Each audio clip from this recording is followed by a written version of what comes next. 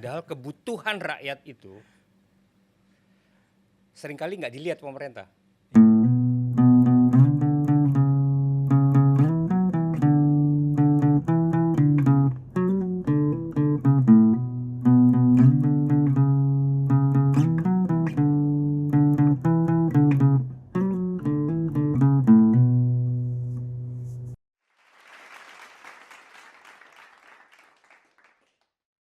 Krisis perumahan di kota-kota besar di Indonesia bukan hanya persoalan kekurangan unit hunian, melainkan juga masalah struktural yang berakar pada ketimpangan penguasaan aset tanah. Lahan menjadi komoditas terbatas yang diperebutkan oleh berbagai kepentingan ekonomi, politik, dan sosial.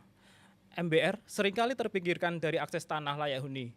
Mereka terpaksa menempati lahan-lahan marginal, tidak terdaftar secara legal, atau bahkan berisiko tinggi terhadap penggusuran. Saat ini muncul berbagai inisiatif dari masyarakat, akademisi, dan pemerintah yang mencoba menerjemahkan semangat reforma agraria ke dalam konteks urban. Program seperti legalisasi permukiman informal, revitalisasi kampung kota berbasis komunitas, hingga integrasi perencanaan perumahan dengan kebijakan pertanahan lokal menunjukkan bahwa reforma agraria perkotaan dapat menjadi fondasi penting menuju keamanan bermukim dan keadilan sosial. Selamat datang di podcast Seeds of Knowledge Talks on Housing Unlearned. Sebuah ruang dialog yang digagas oleh Receh Paul dan Sekolah Pasca Sarjana Pembangunan Berkelanjutan Universitas Indonesia. Hari ini kita akan membahas pertanyaan penting tentang perumahan, yaitu di tengah harga tanah kota yang melambung dan ruang hidup yang menyempit, bagaimana mungkin warga berpenghasilan rendah dapat bermukim dengan aman dan bermartabat. Bersama saya sudah hadir Bapak Nur Fauzi Rahmat. Selamat siang Bapak. Selamat siang, Pak. Sebelumnya kita mau tanya-tanya dulu nih Pak, latar belakang silakan. Bapak. Panggilan sayangnya apa nih, biar kita lebih dekat nih? 3 huruf ya. Ya. OJI. Ya. OJI. Oji. Bang Oji. Ya. Oke.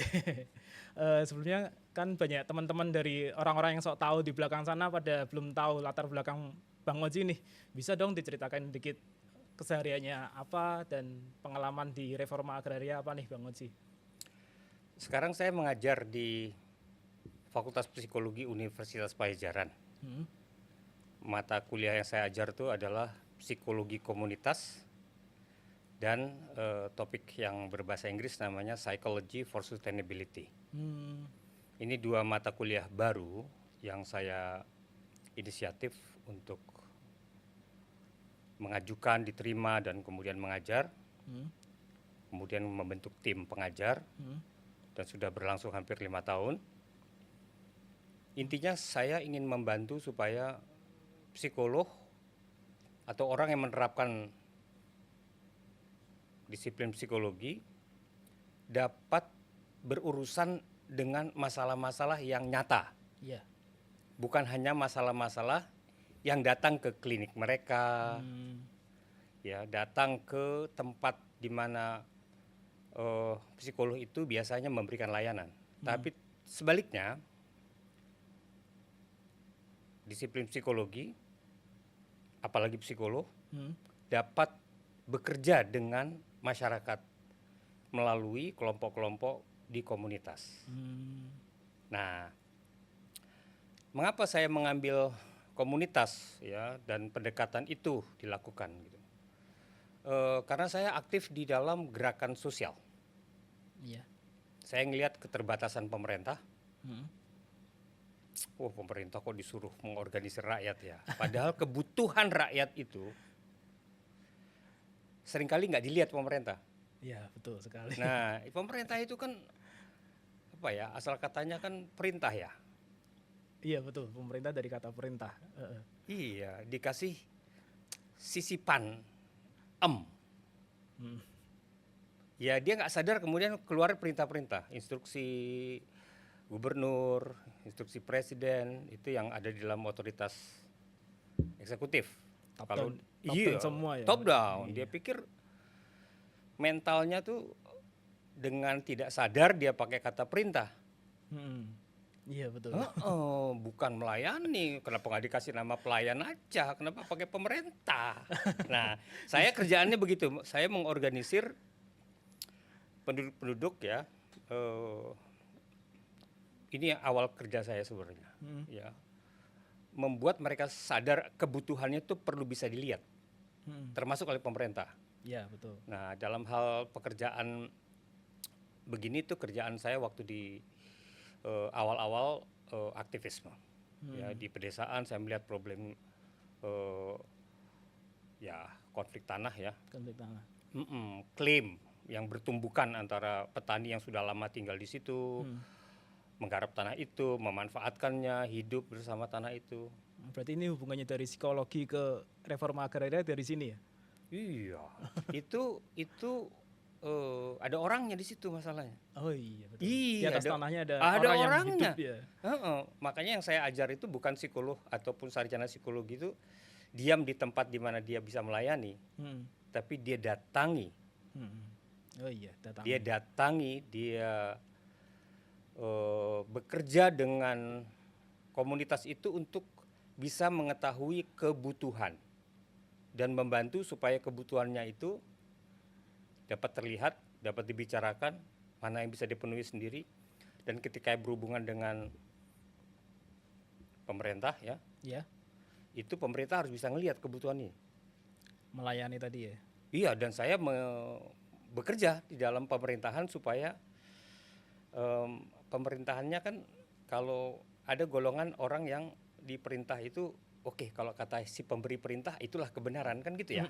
Iya, kita harus masuk di dalam satu kewibawaan sehingga apa yang dibutuhkan oleh masyarakat itu menjadi perintah.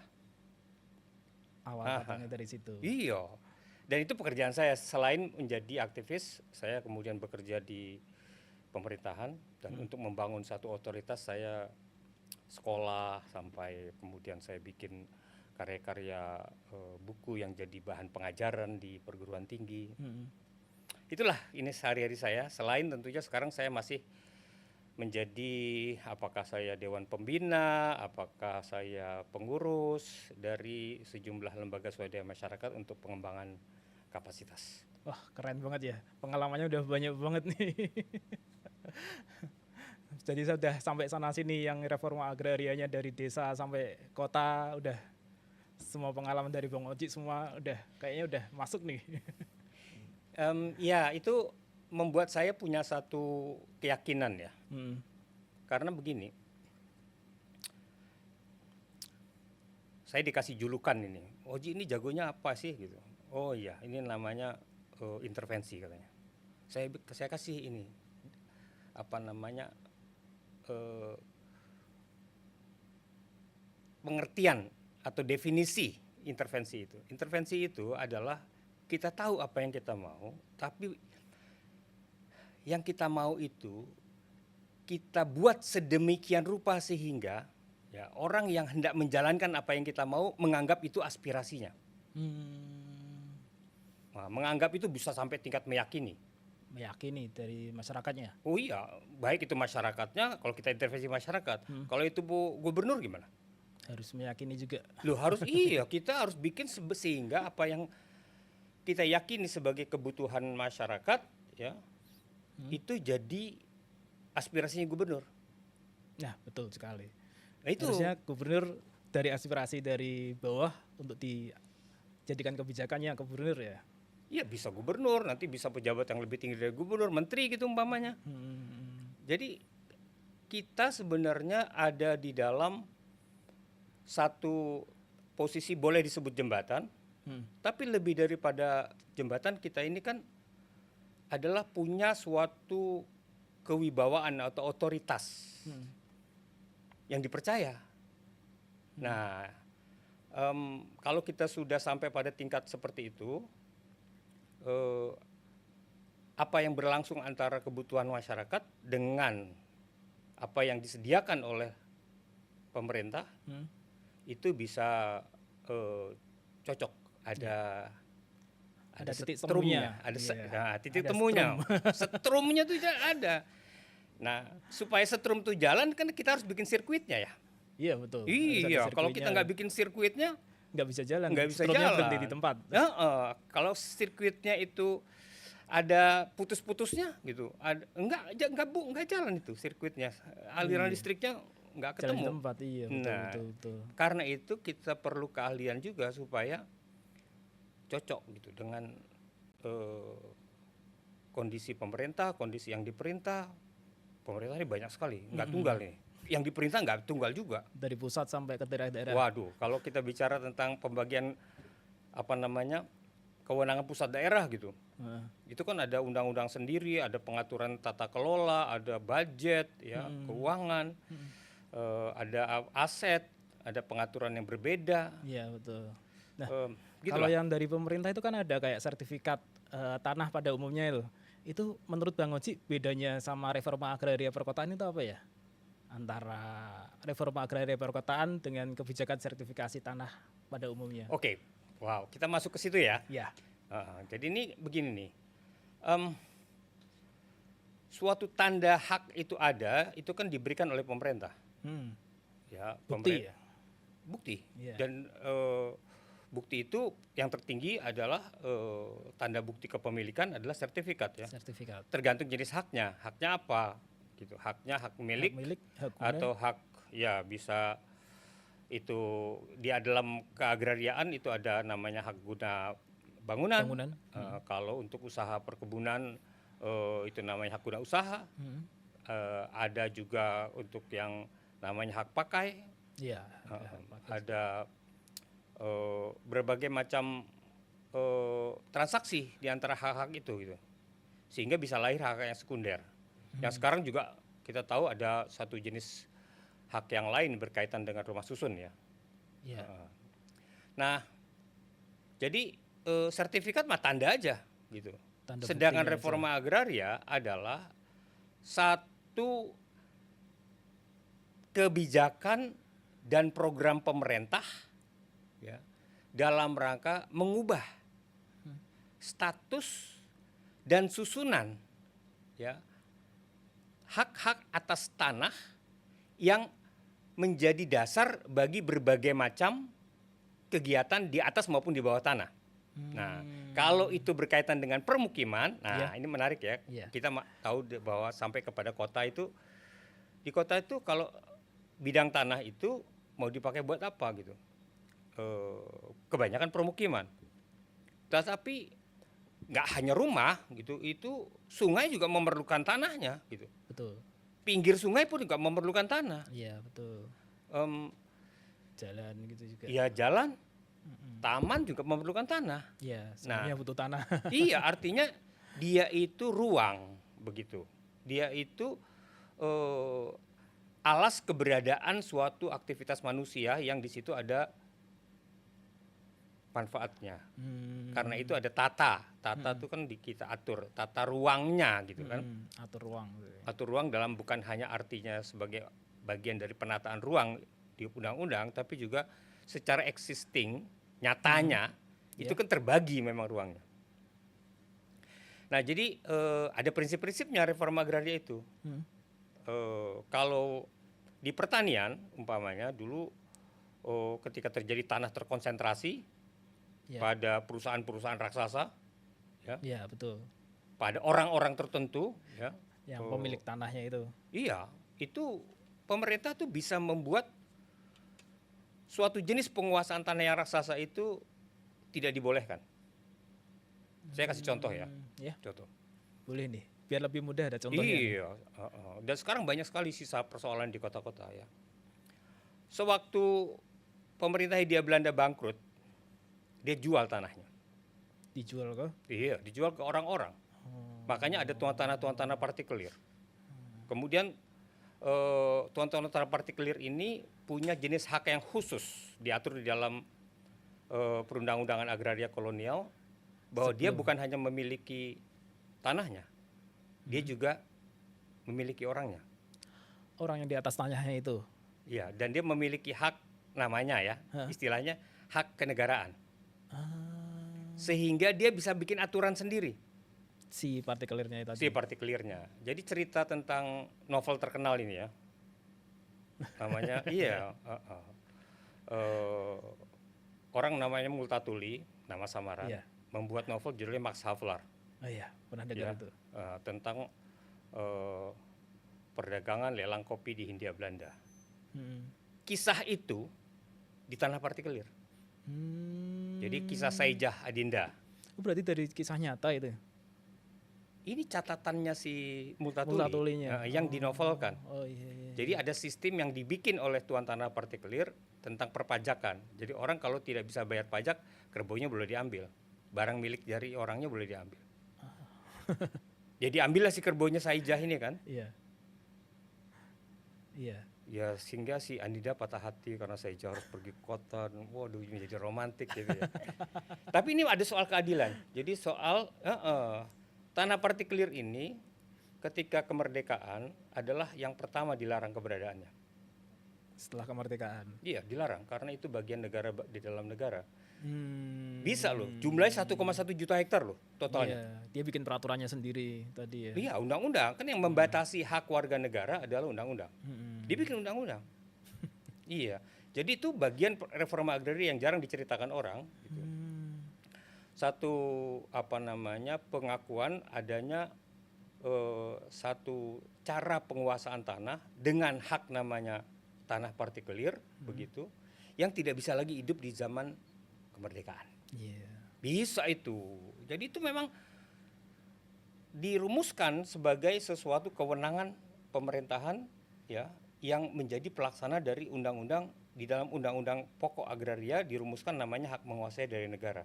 Hak menguasai dari negara. Itu adalah satu rumusan kurang lebih dia menentukan hubungan hukum antara manusia dan bumi, air dan kekayaan alam.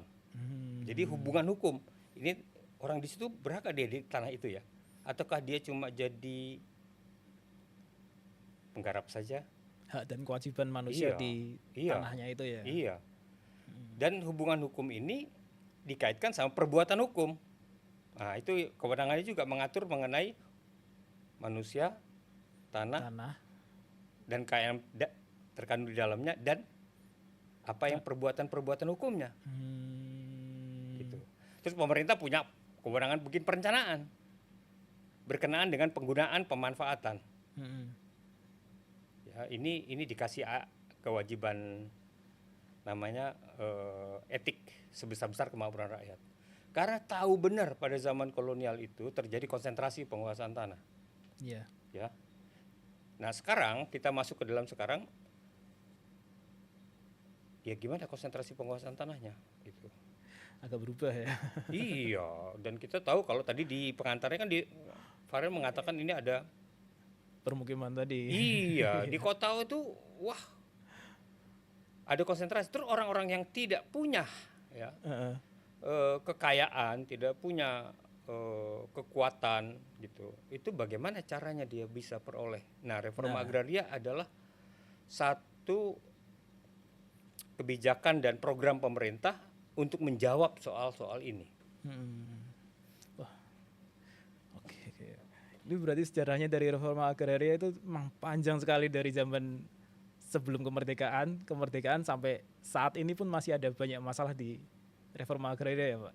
Iya, itu kan berkenaan dengan, wah kita pengaruhi aja pemerintahnya supaya kalau saya menjadi pengusaha raksasa ya, saya mau bikin ini 120 hektar di bagian, saya tinggal di Bandung ya, di bagian Bandung sebelah ini mau saya bikin menjadi perumahan dengan, saya punya ahli desainnya ya, waduh dia jago sekali bikin mobilisasi ahli perancang desain kota baru. Ya. Gimana caranya bisa jadi hak saya ya, tanah-tanah yang dulunya tuh perkebunan gitu, ya kan? Gimana caranya? Nah kan saya harus mempengaruhi pemerintah dong ya. Iya, dibisiki pemerintahnya. Ya kita cari dulu ini, waduh saatnya cocok nggak nih pada saat pemerintahan yang begini gitu. Iya. Kalau enggak ya kita tabung dulu sekarang pengaruhnya, nanti ketika ganti orang ini mungkin bisa jadi nanti begitu jadi kita, karena ini kan membuat kota baru, satu contoh ya, kota baru oleh swasta ya. Itu kan sesuatu pekerjaan yang melintasi batas waktu pemerintahan ya. Iya. 5 tahun pemerintahan. Oh jauh gitu. Iya. makanya ada caranya untuk mempengaruhi, Lobby-lobby. ya macam-macam. Nah, ketika pemerintahnya tata kelolanya nggak bersih, ya nggak anti korupsi, ya saya kan bisa mempengaruhi ya. Iya. Dulu pemerintahnya bukan sekedar kayak begitu gitu.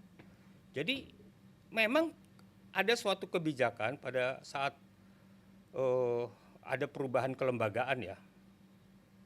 Jadi dulu masalah pertanahan itu ditangani oleh suatu dirjen namanya Dirjen Agraria, Dirjen Agraria. ya di bawah Kementerian Dalam Negeri. Oh, maksudnya Kementerian Dalam Negeri malah. Iya waktu itu. Hmm. Nah, wah ini mesti ada penataan pertanahan nih supaya bisa masuk cepat pengadaan tanahnya, supaya investasi lebih lancar. Kita bikin badan sendiri aja ya, namanya Badan Pertanahan Badan Nasional. Pertanahan Nasional. Ya, tahun 88. Dan instrumen baru yang dikerjakan oleh Badan Pertanahan Nasional namanya izin lokasi. Izin lokasi. Seperti yang tadi mau permukiman tadi harus ada izin lokasinya tadi ya. Oh iya. Nah, Sekarang kalau udah nggak ada namanya, dulu namanya izin lokasi. izin lokasi.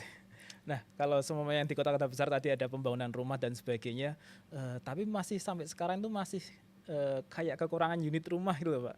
Jadi kayak masih banyak orang yang belum punya rumah. Itu kalau di perkotaan persoalannya apakah hanya bisa di kekurangan unit aja atau bisa dilihat berakar dari ketimpangan penguasaan tanah sih, Pak? Kalau dilihat di perkotaan nih. Begini, kota ini kan makin lama makin besar ya. Ya. Jadi bukan hanya karena orang yang datang ke kota, tapi memang kotanya sendiri meluas. Jadi wilayah-wilayah yang bukan kota menjadi kota. Nah, pembentukan ini kan mempengaruhi perubahan bagaimana bentuk tanahnya ya. Karena kan kalau dilihat jumlahnya banyak ya pasti rumahnya perlu lebih banyak ya nggak? Iya. Kekurangan unit rumahnya. Kalau itu orang miskin, terus rumah orang miskin bagaimana? Ya, apakah kita ada di dalam satu model yang membiarkan orang miskin mengurus dirinya sendiri? Selama ini seperti itu sih. Itu dia. Enggak, ini satu konsep tentang pemerintah ya. Biarin dah itu orang miskin ngurus diri sendiri, seperti juga kelas menengah ngurus dirinya sendiri. Karena mungkin Ya. tadi ya nggak bisa ngelobi tadi. Lah lama-lama kan itu kan berbasiskan terserah siapa yang kuat membeli dia yang akan dapat gitu, namanya willing buyer willing seller. Siapa iya, kalau mereka ketemu jadi. Oh, kalau gitu saya sebagai penyedia saya cari izin lokasi ya, kemudian saya bikin sesuatu yang besar, kemudian saya jual. Aman, jual. Saya ambil tanah-tanah sawah atau tanah bekas perkebunan, Dirubah jadi perumahan. jadi perumahan, dan ini yang terjadi di perluasan kota kan begitu. Lihat aja. Di Lihat pinggiran kok. kota. Ya, Lihat, betul. ini sejak tahun 88 ya, izin lokasi itu adalah satu kewenangan yang dibuat sedemikian rupa sehingga BPN bisa mengeluarkan walaupun itu menjadi tempat tinggal orang. Menjadi sawah orang. Ya. Awalnya dari sawahnya orang Enggak, digunakan. pokoknya dia dapat dulu izin lokasinya. Nanti dia bekerja di lapangan untuk memaksa, mengkondisikan, Mengkonversi. iya. Kemudian oke. Apalagi pada waktu mulanya ada kalimat begini di izin lokasi. Hak atas tanah yang ada di dalam lokasi yang ditunjuk oleh izin lokasi ini tidak boleh ditransaksikan kecuali kepada pemegang izin lokasi ini. Coba. Kecuali pemegang izin lokasi. Iya. Izin lokasinya itu berarti bisa perorangan atau badan usaha ya? Selalu badan usaha. Oh, selalu badan Selalu usaha. badan usaha. Dan itu ya wah sakti kalimat itu kan. Iya. Sekarang udah nggak ada lagi izin lokasi ya. Dulu masa-masa awal, wah mengerikan izin lokasi itu. Segitu kuatnya dibikin orang kehilangan hak perdatanya untuk mengatakan tidak atas jual beli itu. Karena dari izin lokasi tadi itu ya. Ya ini zamannya otoritarianisme ya, zaman kekuasaan tersentral demikian rupa. Tapi sekarang izin lokasi masih ada gak sih, Pak? Nggak ada, Udah nggak ada. nggak ada. Udah. Sekarang namanya, oke, izin lokasi bermetamorfosa beberapa kali. Ganti nama. Bukan hanya ganti nama, kewenangannya pun siapa yang pegang berganti. Ya. Oh. Pada zaman ketika ada kewenangan untuk dapat desentralisasi pemerintah daerah, itu ada di provinsi, dan kemudian ya izin lokasi itu kemudian ditarik lagi ke pemerintah pusat melalui Perpres 34. zaman Megawati, lalu kemudian ketika ada penataan ruang dimasukin ke dalam tata ruang, sekarang menjadi namanya persetujuan kesesuaian tata ruang. Persetujuan kesesuaian tata ruang. Itu untuk fungsinya sama izin lokasi ada bedanya gitu itu Pak? Ya kalau dulu izin lokasi itu kira-kira silakanlah kalian bikin ini aktualnya nih ya, aktualnya silahkan kalau satu perusahaan pegang izin lokasi silahkan kalian jalankan seluas-luasnya. Dimerdekakan untuk mengelola tanahnya sebebas mungkin. Kamu pakai kata merdeka ya. Leluasa ya. Leluasa saya kan, ngerti iya. maksudnya leluasa. Iya, Dia leluasa. punya keleluasaan gitu dan orang gimana orang yang punya tanah di situ yang udah turun-turun, Iya. turun-temurun gimana ini? Waduh, gitu. Itu yang izin lokasi. Iya dan itu kemudian kan kita tahu masa itu masa otoritarianisme. Kalau yang perubahan sekarang yang untuk tata ruang berarti jadi gimana itu Pak? Seseorang sekarang kalau punya perusahaan dan perusahaannya mau bikin sesuatu atas tanahnya atau tanah orang, dia harus dapat persetujuan dulu. Apakah dia cocok dengan tata ruangnya? Tata ruangnya udah punya. Kita sekarang Harus disesuaikan dulu ya. iya, kalau lokasinya itu adalah ternyata kawasan hutan. Kawasan hutan Oke, itu lindung. itu bukan urusannya. Nggak boleh kamu bikin itu, kamu ke Kementerian Kehutanan sana gitu. Tapi kalau ini urusannya, oke, ini ternyata bantaran sungai nggak bisa kamu minta begini gitu kan? Iya. Kata si tata ruang Tata ini, ruang. dia kan punya ininya. Nggak boleh jadi perumahan. Nggak boleh. Oh ini kawasannya tidak untuk bisnis, ini permukiman. Nggak boleh kamu mau bikin mall di sini. Kawasan bisnis, kawasan Iya, permukiman, itu sawah. kan ada semua. Iya. Makin lama-lama dia terjadi suatu kedetilan, detil sampai 1:25.000 peta tata ruangnya. Iya. Wah, kalau beberapa kota maunya sampai 1-5.000. Lebih detail lagi. Iya, lebih detail lagi. Artinya, wah, permintaannya nggak bisa begitu saja. Harus ada namanya persetujuan dari Dirjen Tata Ruang di Kementerian Agraria Tata Ruang Badan Pertanahan Nasional. Lebih bagus sih Pak. Soalnya kan kadang ada yang lahan basah, lahan kuning, tanah sawah basah itu kadang diubah jadi permukiman. Harusnya nggak boleh ya kayak gitu ya. Gimana ya kalau ngomong harusnya tuh ilmu harus nih ya, orang-orang suka mengharuskan memang. Tapi karena begini, ini kan kita tidak memiliki pegangan yang pasti sebenarnya. Itu masalahnya. Pemerintah itu suka menjadikan dirinya itu variabel yang dipengaruhi. Malah yang dipengaruhi ya. Iya, dependent variable ya di penelitian ya. Dependent variable. Enggak, harusnya dia itu independent variable. Jangan dia dependent variable terhadap sekarang modal investasi saya ubah tata ruangnya. Gitu loh itunya. Iya betul. Ya, jangan begitulah. Enggak, dibalik dulu dong. Tata ruang dipastikan dulu, baru kemudian yang lain mengikuti gitu. Nah sekarang kelengkapan tata ruangnya tentang kampung di kota ya.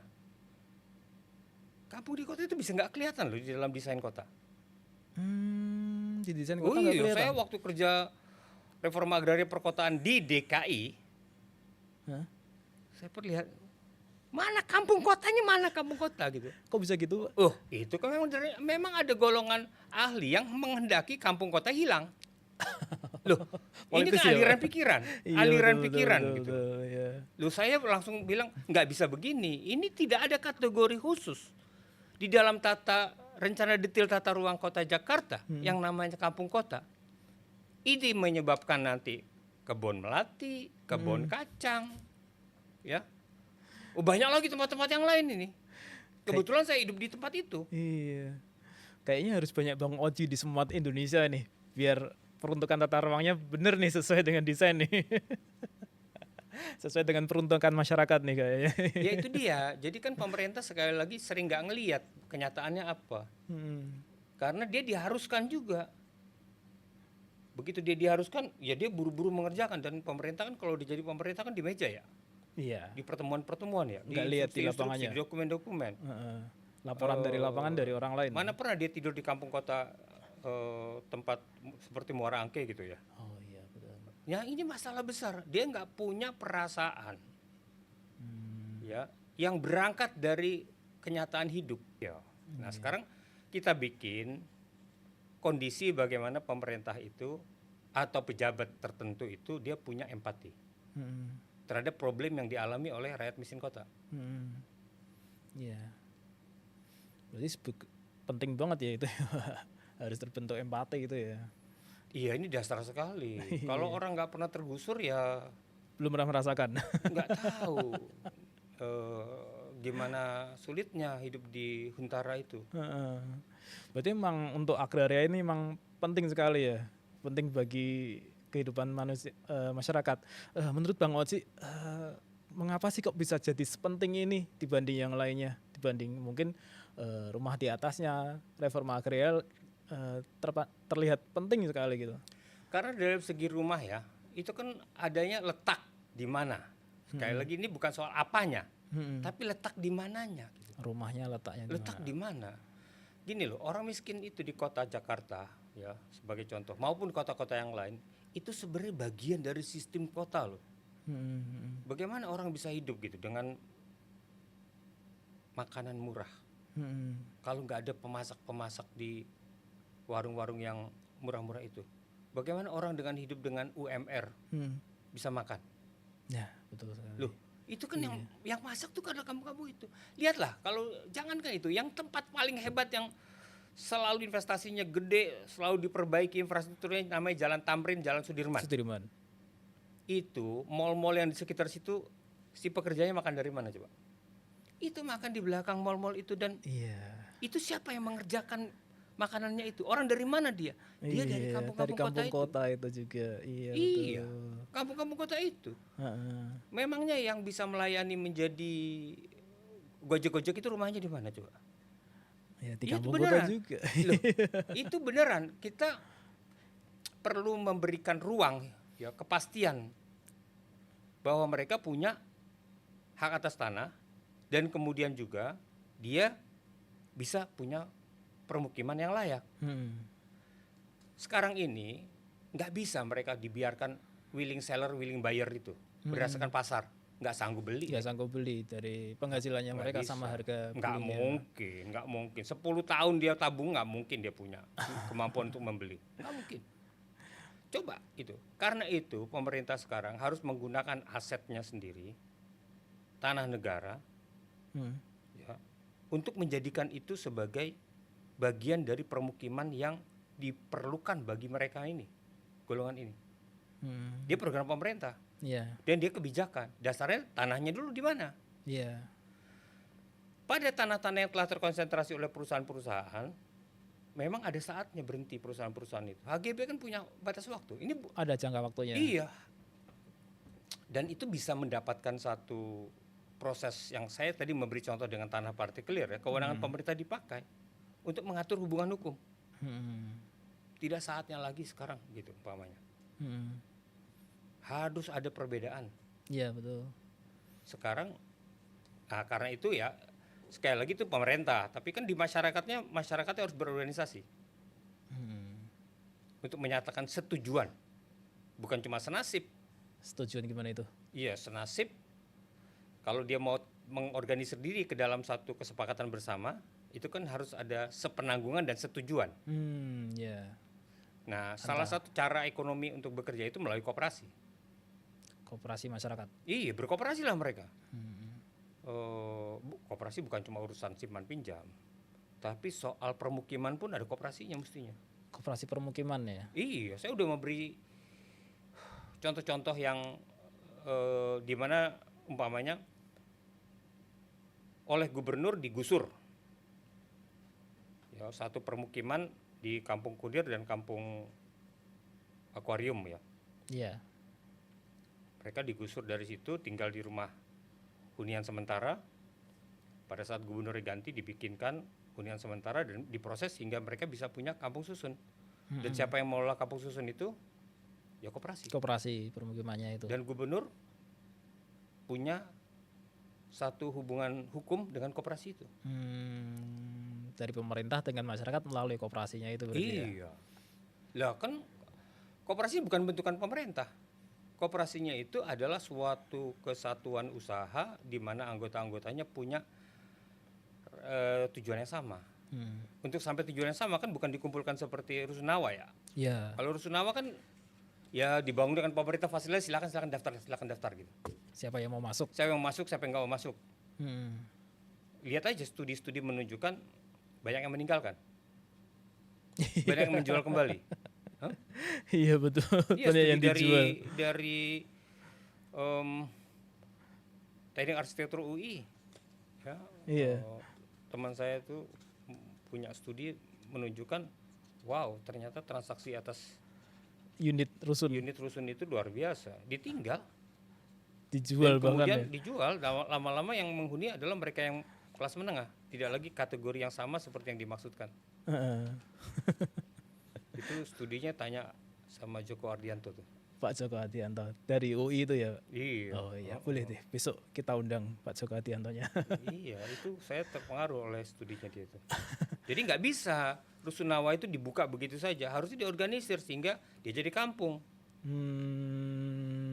Jadi ada ikatan sosial di antara para penghuni melalui koperasi. Kalau sekedar bikin UPT, unit pelaksana teknis dari Dinas Permukiman, ya tunggu aja saya bilang.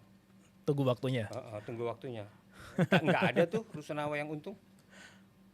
Kebanyakan itu sih. Iya nggak ada. Nah, rugi gitu. Udah.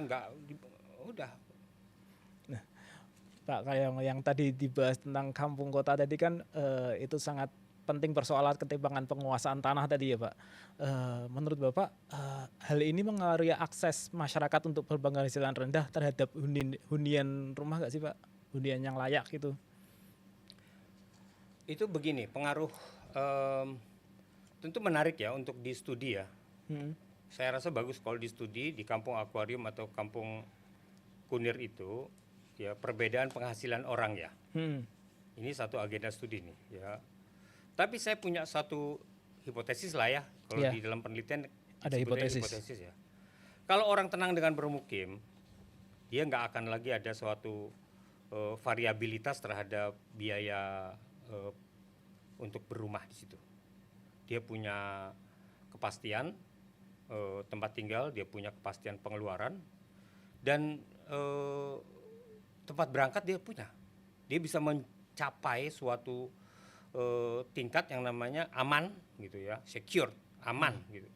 Dan rasa amannya ini ketika dia bekerja, ya dia bisa membuat mendapatkan pekerjaan tanpa gangguan untuk harus mengurus tempat tinggalnya. Kedua, kampung susun itu sendiri kalau sudah tersusun itu adalah tempat usaha. Kalau secure tempat usaha, iya karena kan itu sendiri bisa jadi sesuatu seperti koperasi akuarium itu udah dia bisa hidup dari pengelolaan rumah itu dan jasa yang ditawarkan oleh koperasi kepada orang-orang di dalam maupun di luar dari kampung itu gitu. Ada unit usahanya. Ada unit usahanya. Lah koperasi kan badan usaha. Iya, Ya kayak ini harus makin lama makin besar. Iya betul. Loh, ini sangat memungkinkan gitu. Dan sekarang udah bisa dilihat orang kampung akuarium itu membayar sewanya kepada pemerintah DKI. Iya betul ke Pemprov DKI ya. Dan itu menandakan bahwa dia nggak bangkrut tuh, nggak ada lagi uang. Ya setelah dibangun kan gitu, nggak ada lagi uang yang dikeluarkan oleh pemerintah DKI untuk subsidi atau apa gitu. Nggak seperti rusunawa. Coba bandingkan dengan rusunawa. Berapa uang yang terus menerus harus disubsidi oleh Pemprov untuk UPT-nya?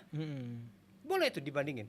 Banyak tuh. Oh saya bangga sekali dengan dua contoh itu. Di kampung berarti mereka bisa hidup mandiri, si rusunnya itu bisa hidup dari keuangannya dari mereka sendiri ya. Loh iya. Istimewa, bagus nih. Loh ini bukan sesuatu tuntutan keadilan sosial saja. Ini juga berkenaan sama kesejahteraan. Saya tuh yakin sekali gitu dengan dua contoh itu. Karena itu hipotesa berikutnya adalah jangan bikin rusunawa begitu rupa saja dibagi-bagiin rumahnya. Nanti mekanisme pasar yang sudah timpang itu pasti jatuh kepada yang punya uang. Yang punya uang. Maksudnya gimana itu? Iya itu tadi dibuka rusunawa gitu. kemudian daftar orang. Daftar orang. Yang Orang daftar. Aslinya yang butuh. Ya yang butuh pasti daftar. Oh kebetulan murah tuh gitu rumah apa didaftar kan. Tapi apakah itu jauh atau dekat dengan tempat pekerjaan? Ya. Apakah dia kemudian variabilitas pendapatan dia nggak mencukupi untuk dia bayar? Kemudian dia jual diganti. Ganti pemilik. Siapa yang mau beli tanah itu? Begitu dia jual, yang punya uang dong. Iya betul. Iya, bukan lagi penunjukan sesuai kecocokan. Yang kelas menengah, yang punya kemampuan untuk membeli, ya belilah dia. Nah lama-lama ganti susunan kepemilikan. Memangnya bisa diintervensi oleh UPT-nya. Kalau nggak kedetek, nggak dapat diintervensi ya. Itu kan kejadian. Gitulah jadinya kan kita pengen sampai kepada satu kepastian bahwa usahanya itu bisa secara kolektif berlangsung terus dan itu membuat tingkat kesejahteraan mereka meningkat.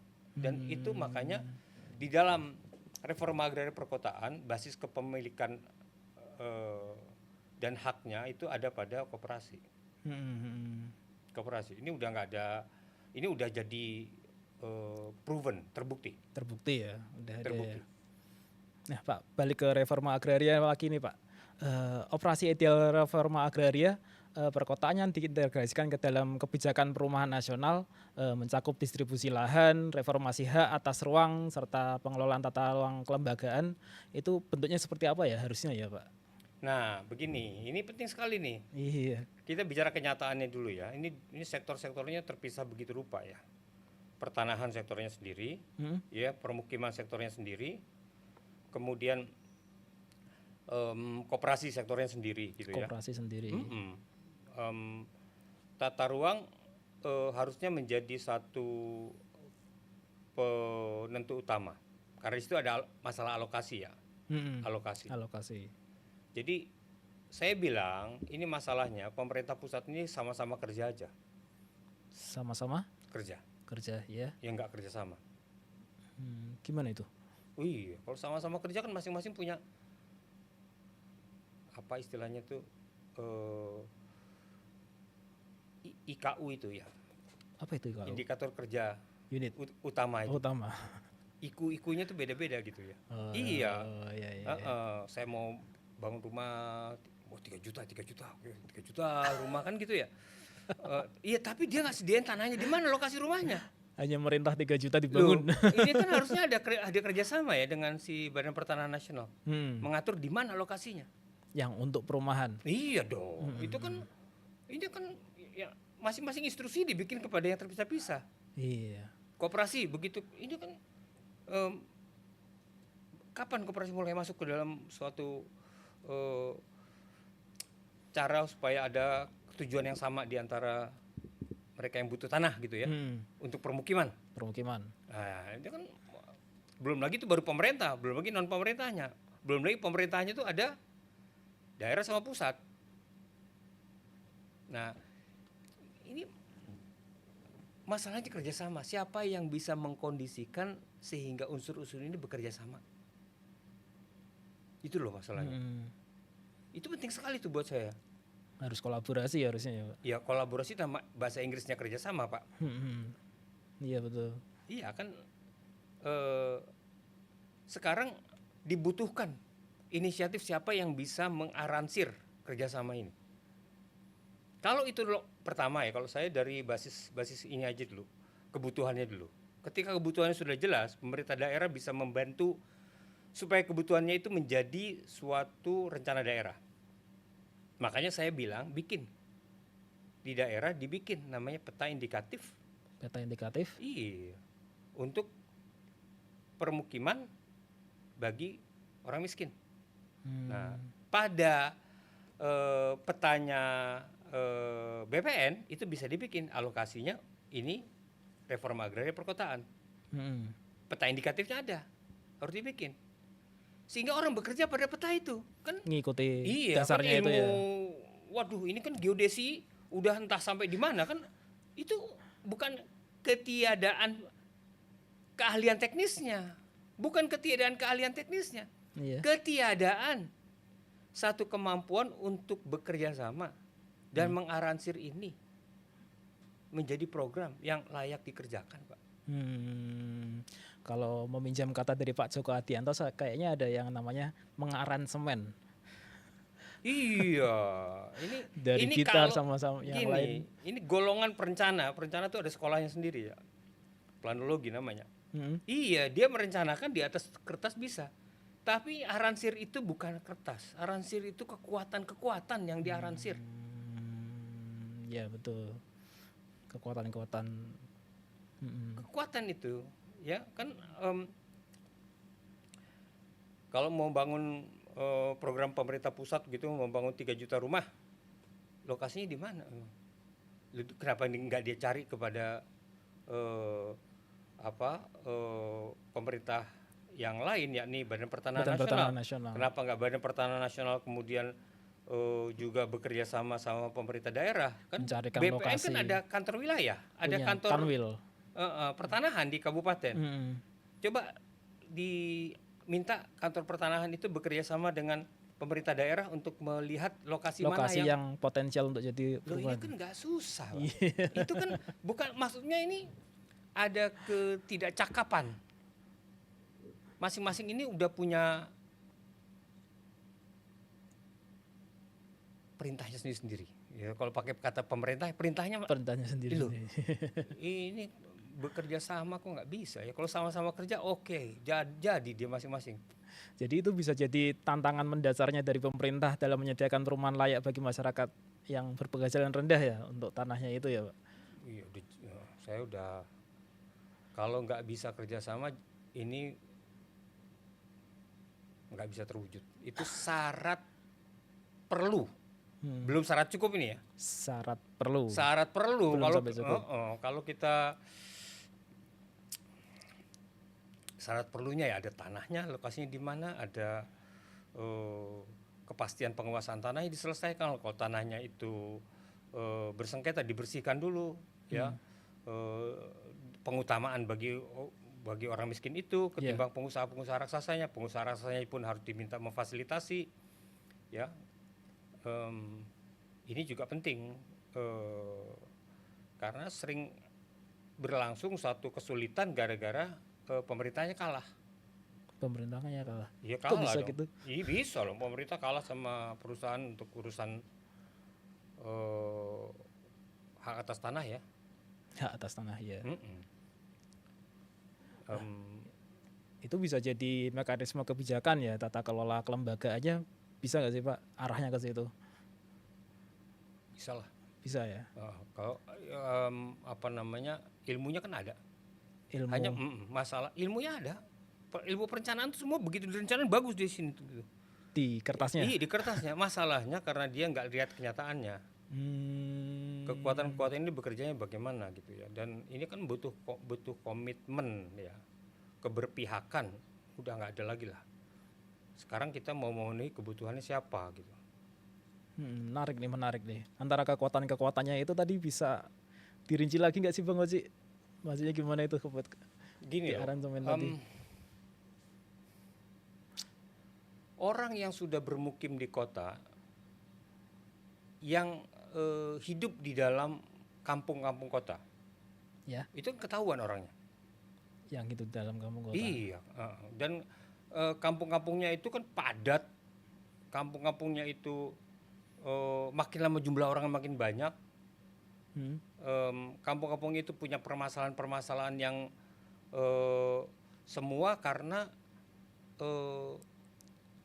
ruangnya segitu saja orang makin sempit. Iya. Kamu bisa lihat itu, umpamanya Muara Angke gitu, ukurannya 6 kali 6. 3 keluarga, 4 keluarga lo tinggal di situ. Dalam satu rumah. Satu rumah itu.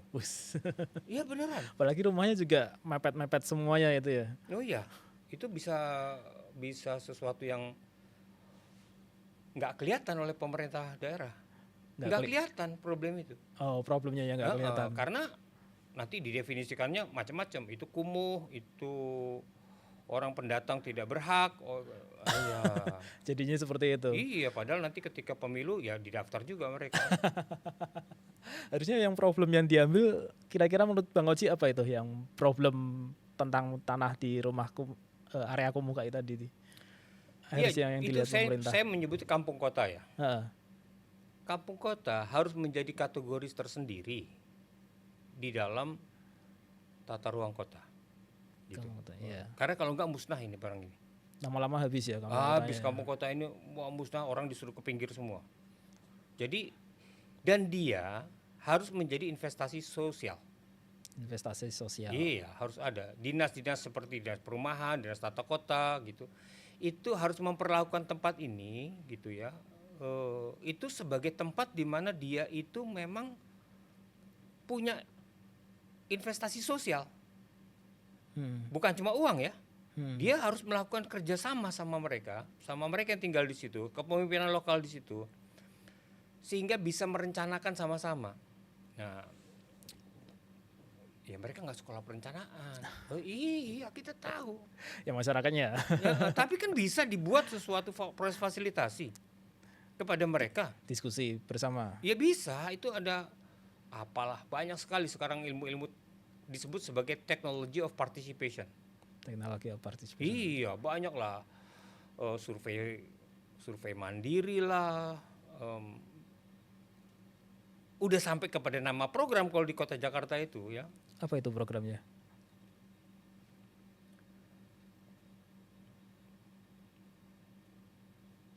Ada. Gak berhasil saya nemukan katanya nih. Saya lupa namanya soalnya. Ini udah Nggak apa-apa. Dia ya. Jadi itu adalah satu pertanyaan yang dikemukakan oleh dinas permukiman untuk bertanya kepada RT-RT di situ, RW-RW di situ gitu, mengenai keadaan permukiman di situ. Nah, kemudian ada pernyataan kebutuhan. Nah, ada dokumennya resmi dan dibawakan dokumennya itu sebagai hasil perencanaan tata kota itu. Kalau kita berhasil ya, bikin seperti itu dokumennya, maka kampung kota menjadi tampak gitu. Dan jangan cuma dokumennya dibawa sebagai bagian dari perencanaan kota, orangnya itu harus diikut sertakan. Jadi bukan cuma visible permasalahannya, tapi orang-orangnya tampil sebagai bagian dari tahapan perencanaan. Partisipasi dari masyarakat untuk masuk ke tahapan perencanaan dari kampung kotanya itu. Iya. Nah, bagus sih. Iya, sih. memang ini ada metode atau cara kerja ya dari orang-orang pemerintahnya itu. Ini banyak sekali ini urusannya, detail-detail ya. Saya bisa bicara mengenai umpamanya saluran air. Ya bisa aja dikasih ke konsultan bikin desain saluran air bisa. Bisa, konsultan jago lah kalau begitu. Oh jago, tapi coba suruh dia saluran air hujan coba. Loh beneran nih saya, dia kan harus datang, nggak bisa. Itu penduduk sendiri bikin susunan genting dan susunan begitu, air bagaimana caranya jalan kemana. Ngikuti dari dia kan kebutuhan punya, air hujan. Iya. nggak mungkin. Nanti kata orang ahlinya itu ilmu harusnya begini. Loh nggak bisa begitu, ini keadaan udah begitu gitu. Ilmu harus. nggak cukup. Ilmu harusnya pemerintah itu ya karena dia ngasih pemerintah, ya dia kemudian mengadopsi advis atau nasihat ahli ini. Oh ya harusnya begini, siapa? Bapak kan profesor ya. Gitu. Lah harusnya tetap dari masyarakat bottom up ya. Loh, itunya tuh kita membutuhkan jenis perencanaan pembangunan ya yang berbasiskan pada partisipasi ini. Masyarakat. Iya Betul. dong. Kampung kota udah nggak terelakkan partisipasi, nggak mungkin lah sudah. Ide menarik ini buat pemerintah untuk mengambil kebijakan dari pendapat dari masyarakat seperti apa. Jadi nggak main top down terus ya Pak, dari bottom up juga ya Pak. Udahlah, kalau top down itu nanti dia berbasiskan pada investasi raksasa. Dan kemudian ahli bekerja untuk investasi raksasa itu. Ahli Pak. Kemudian desainnya indah ya memang, ada beautification, indah, enak dilihat, Iya. Tapi supaya indah dan supaya enak dilihat harus disingkirkan itu. Jadi dia gambarnya harus di kertas kosong. Oh, berarti lahan yang sudah ada bangunannya atau ada aktivitas Dianggap di atasnya kosong. dianggap kosong. Tabula rasa itu istilah Tabula bahasa rasa. Latinnya itu ya. Itu perencana dia melakukan kekerasan pengetahuan atau epistemological violence itu. Dihilangkan dulu dari kertasnya. Tidak diwakilkan nih. Masalah nggak tampil di dalam. Iya. Dihapus semuanya. Ya, dikosongkan. Dikosongkan. Dia bekerja di atas itu. Berarti Siapa yang nanti tindakan kenyataannya bahaya nih. Karena apa? Itu harus ada pengosongan. Iya. Loh, ini efeknya kemana-mana jadinya. loh, ini gara-gara salah epistemologi. Epistemologi itu adalah satu cara bagaimana pengetahuan dihasilkan. Dia nggak mau menyesuaikan dengan kenyataan. Pokoknya nggak mau tahu, harus kosong, dibangun dari awal, dibangun ulang semuanya. Fasih kamu tuh mengatakannya. Terakhir nih Bang Oci, menurut Bang Oci, reforma agraria perkotaan yang bukan soal hanya tanah, tapi tentang siapa yang berhak di kota. Menurut Bang Oci gimana nih? Begini, ini kan tentu kota ini kan daya tariknya hebat ya. Datanglah orang ke kota. Tentu orang yang datang sebagian bermukim di kota. Betul. Proses administrasi kependudukan ya itu punya seleksi sendiri, siapa yang boleh, siapa yang tidak boleh. Siapa yang boleh? Iya. Oke. Betul. Tapi sekarang pada kenyataannya sudah banyak yang mempunyai ya sebagai penduduk kota tapi tidak punya rumah. Sebagai penduduk kota tapi tidak punya rumah. Punya rumah tapi kondisinya tidak cukup layak. Punya rumah tapi letak tanahnya itu berada di dalam tanah yang diklaim orang lain. Ilegal. Bukan ya? Diklaim orang lain. Saya mencegah penggunaan ilegal dulu. Iya, saya menggunakan istilah ekstra legal. Ekstra legal. Ekstra legal itu belum diatur. Gitu. Iya, menarik nih, ekstra legal. Iya, ekstra legal. Jadi sebelum ilegal jangan dulu buru-buru kasih ilegal. Terlalu serem ya, ekstrim ya. Implikasinya itu jahat nanti. Oh iya, betul. Ini dulu ekstra legal. Ekstra legal. Sehingga ada pegangan bagi Pemda untuk memastikan status hak atas tanahnya mereka itu. Dan di dalam proses memastikan itu ada diskusi, ya, representasi, perwakilan secara partisipasi, kemudian memastikan kampung kota itu. Nah, disitulah sebenarnya kalau mau ambil satu kekuatan itu tadi, kan jelas sekali ada Pemda yang berpihak dan ini dimungkinkan melalui proses politik kan wali kota itu kan dipilih. Wali kota dipilih. Iya kan? Oleh masyarakat, penduduk. Oleh penduduk. Iya. Dipilih. Dan dia harus bercocokan sama yang milih kan. Nah, memang bisa saja yang milih dibayar dan nggak usah memikirkan aspirasi yang menerima bayaran gitu. Tapi itu kan segi jahatnya di dalam pengaturan pemilu ya.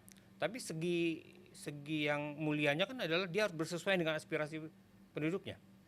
Harus sesuai. Nah, ini bukan cuma politik, tapi administrasi yang harus bekerja juga dengan satu kewajiban konstitusional.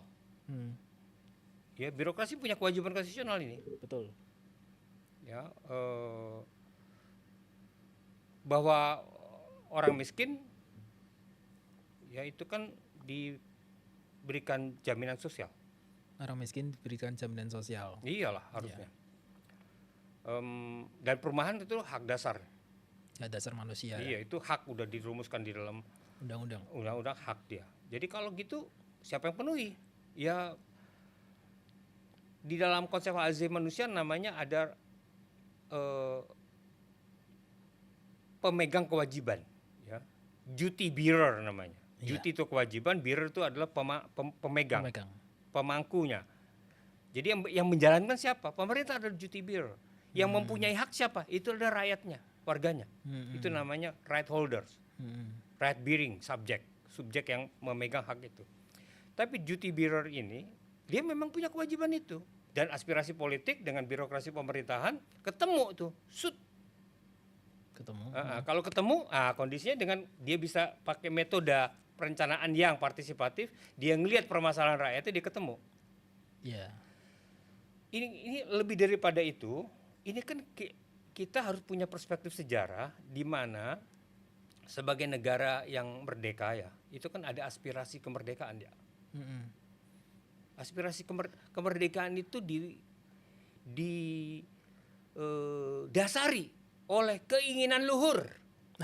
Loh, Pembukaan undang-undang nih. iya maksudnya memang gitu. Kemerdekaan itu ada keinginan luhur. Betul. Dari apa? Dari orang yang terjajah dulu itu. Dan keinginan luhur punya dorongan sampai kepada membentuk negara, pemerintahan negara untuk menjalankan gitu ya. Yang itu berdasarkan bla bla bla keadilan sosial. Nanti ada 1, 2, 3, 4, perdamaian 5. abadi. Iya. Enggak. Ini ada keadilan sosial. Iya. Dia dibebani oleh suatu etika itu. Dan konstitusi kita bagus sekali. Iya, termaktub di Ada pembukaannya, etikanya. Nah, sekarang ketika dia jalan ke dalam bentuk praktis gitu, dia berhadapan sama itu tadi, aransir itu. Ketemunya di situ berarti. Siapa yang mengaransir ini gitu? Orang kalau mau menang pemilu kan, wah nggak perlu pikirin itulah, itu urusannya tim sukses gitu. Ya nggak begitu. Ini kan ada kewajiban itu ya, di negara itu ya. Pemerintahan ini dibentuk dengan suatu aspirasi etik, dan itu harus dikondisikan, dan masyarakatnya harus diorganisir sehingga mengartikulasikan kebutuhannya, dan kemudian ketemu pemerintah.